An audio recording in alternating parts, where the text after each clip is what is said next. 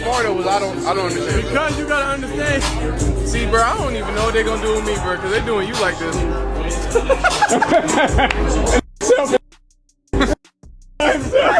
Help me understand. Shedeur Sanders needs to be humbled. That's why he's not picked yet. He's too cocky, he's too loud, he's too flashy. That NIL money is going to his head.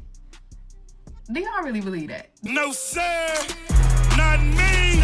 As the coaches don't give me. So you should know history repeats itself over and over and over.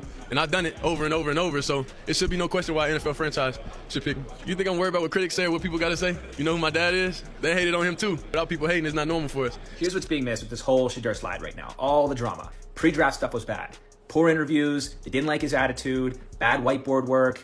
You know, all of the above, right? Teams are just not in love with them. And they definitely didn't like that Deion was, I guess, telling teams that, hey, we're going to pull an Eli, and we're not going to sign with you if you pick him. A couple teams that I won't allow him to play for. This is my profession. I know what's behind the curtain. We ain't got to get back there for me to understand what's not prominent for my son. I'm not doing it. And if he doesn't listen to you? Who?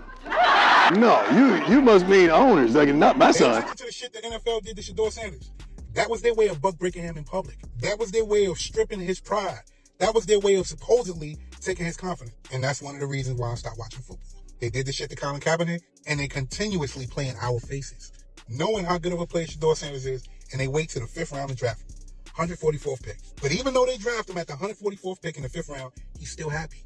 You can't take that happiness from him. With the 144th pick in the 2025 NFL Draft, the Cleveland Browns select Shedeur Sanders.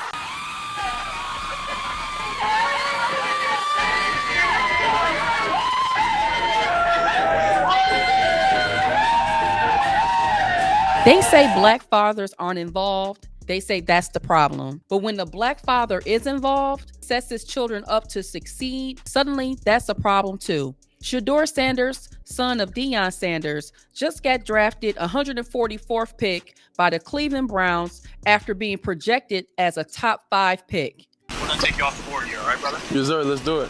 Hey, listen, you gotta come in, you gotta work hard, you gotta earn your job, earn your team. Let's get ready to go to work and improve all things pass on the phone. Yes, sir. Thank you. All right, I got Coach here. What's up, Coach? Good to see you, man. Yes, sir. I'm excited to see you.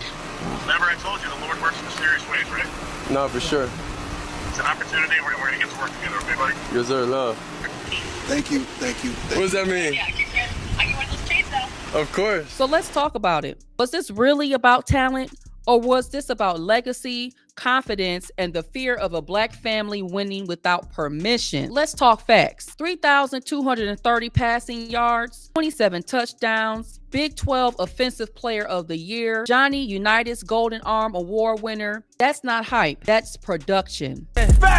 But instead of celebrating this, scouts turn nitpicking into a sport. He holds the ball too long. He's too confident. Bad body language. Translation, Shedeur didn't bow his head low enough to make them comfortable. Deion Sanders just didn't give Shedeur a name. He gave him a mindset. Walk into every room knowing you belong. But when the NFL looks at Shedeur, they see Deion's shadow. Outspoken, proud, refusing to kiss the ring. Stephen A. Smith even said it. Teams didn't just see a quarterback. He saw a son raised by a man who didn't ask for permission and wasn't going to teach his son to either. Because how in the hell does 32 teams in the National Football League pass on a quarterback that was universally recognized one of the top 3 quarterbacks in the country entering this draft, and 32 teams passed on him, not once, not twice, not 3 times, but 4 different times they passed on him. How the hell has that happened? Never seen anything like this before. We've seen guys drop because of injuries. We've seen guys drop because of off-field issues, but we've never seen a quarterback projected to be a top 20 pick, universally recognized one of the top 3 quarterbacks in the draft, projected to be a first rounder, in all likelihood a safe bet of a late first rounder, and drop literally to the 5th round. We haven't seen anything like that. Seems very Kaepernick-like, as in Colin Kaepernick.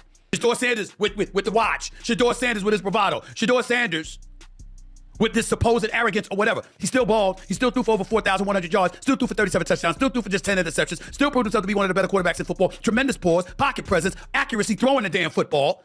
Didn't have great wheels. Doesn't have great athleticism, but the brother can play. Certainly never heard of no damn Dylan Gabriel or Tyler Shock. What the hell is that? So how is Shedeur Sanders going behind them? I'll tell you how. It's collusion. Owners in the National Football League are very big on control. And Colin Kaepernick's position really railed them. All them irritated them because even though they received a check for over $246 million apiece because of their TV rights deal, They were mad it wasn't 250 to 255. They blamed Colin Kaepernick. Ooh-wee, look what that money make a bitch do. They said he compromised their bottom line. They got a check for $246 million apiece and was still complaining about the $5 million they missed out on because of him. If these are the kind of people that they are, this is where Deion Sanders' hands get a little bit dirty. We know he's the greatest cornerback that ever lived. We know he's arguably the greatest athlete we've ever seen. We know that the man is a football savant. We also know that he's box office. Camera, the lens, it gravitates to him. He has that kind of magnetic effect. And because he let you know that he believed in his son, because he let you know what his son could do, because he let you know that he damn sure was going to keep an eye on things and he was going to have a voice in the proceedings, because he alluded to if I don't like where my son is, that's not where we're going and stuff like that. It's entirely plausible that the owners were like, where the hell do you think he is? You don't run this shop, we do. Because these owners are like that. It's an evil world we live in. Now let's get to the honest part about all of this. Because when white families pass down opportunities, it's called a dynasty. It's celebrated. Peyton and Eli Manning, Joey and Nick Bosa, Matthews family. But when Deion Sanders raises a son, builds a platform, and his son shines without begging for acceptance, suddenly it's entitlement. Suddenly it's overhyped. Legacy looks different when it's black. It's not respected, it's resented. This is the double bind. Society cries that black fathers aren't involved enough, but when the black man shows up, stays present, and his children exceed every expectation, suddenly they're too proud, suddenly they're too successful, suddenly they need to be humbled.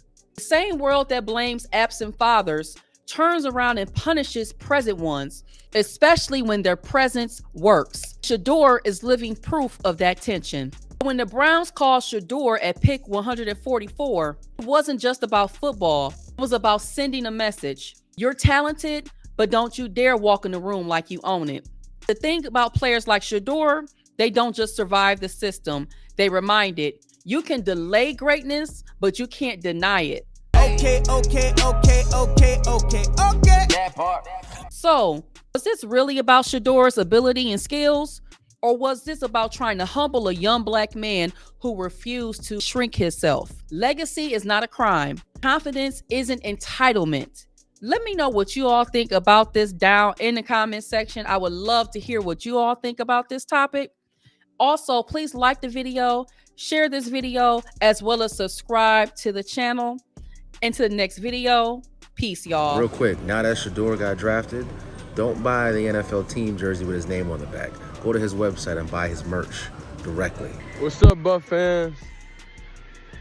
It's legendary Shedeur Sanders here. Thankful for the opportunity. I'm thankful for everything leading up to this point.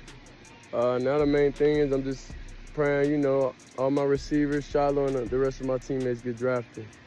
But I'm ready to lead this franchise on the big things. Let's do it.